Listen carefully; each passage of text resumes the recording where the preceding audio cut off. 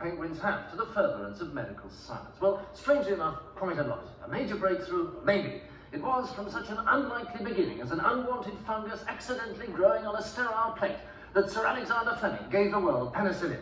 James Watt watched an ordinary household kettle boiling and conceived the potentiality of steam power. Would Albert Einstein ever have hit upon the theory of relativity if he hadn't been clever? All these tremendous leaps forward have been taken in the dark. Would Rutherford ever have split the atom if he hadn't tried?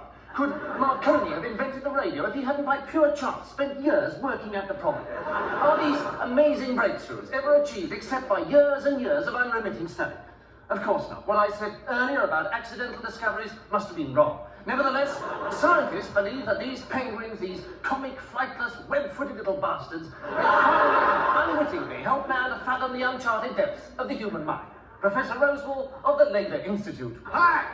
Here at the Institute, Professor Charles Passerelle, Dr. Peaches Bakovitz, and myself have been working on the theory originally postulated by the late Dr. Kramer that the penguin is intrinsically more intelligent than the human being. The first thing that Dr. Kramer came up with was that the penguin has a much smaller brain than the man. This postulate formed the fundamental basis of all of his thinking and remained with him until his death.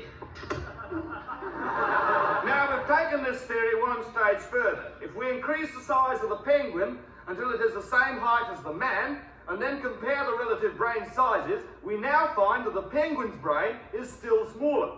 But, and this is the point, it is larger than it was. For a penguin to have the same size of brain as a man, the penguin would have to be over 66 feet high. This theory has become known as the waste of time theory and was abandoned in 1956. Below again. Standard IQ tests gave the following results. The penguins scored badly when compared with primitive human subgroups like the Bushmen of the Kalahari, but better than BBC Programme Planners. The BBC Programme Planner's surprisingly high total here can be explained away as being within the ordinary limits of statistical error. One particularly dim Programme Planner concoct the whole thing up. These IQ tests were thought to contain an unfair cultural bias against the penguin. For example, it didn't take into account the penguin's extremely poor educational system.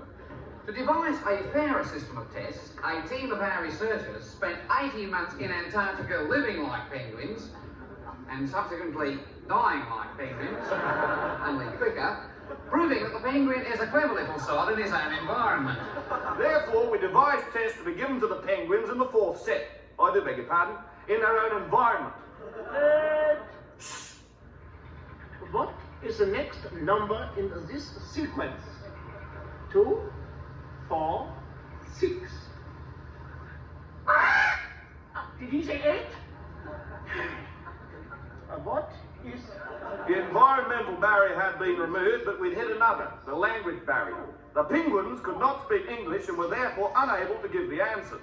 This problem was removed in the next series of experiments by asking the same questions to the penguins and to a random group of non-English speaking humans in the same conditions. What is the next number? 2, 4, 6.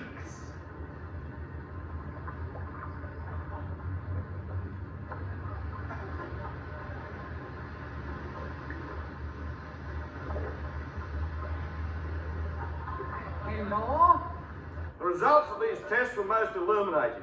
The penguin scores were consistently equal to those of the non-English speaking group.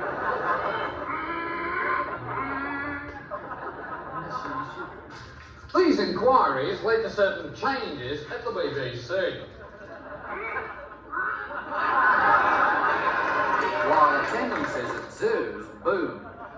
2 each feathery little hustlers were infiltrating important positions everywhere.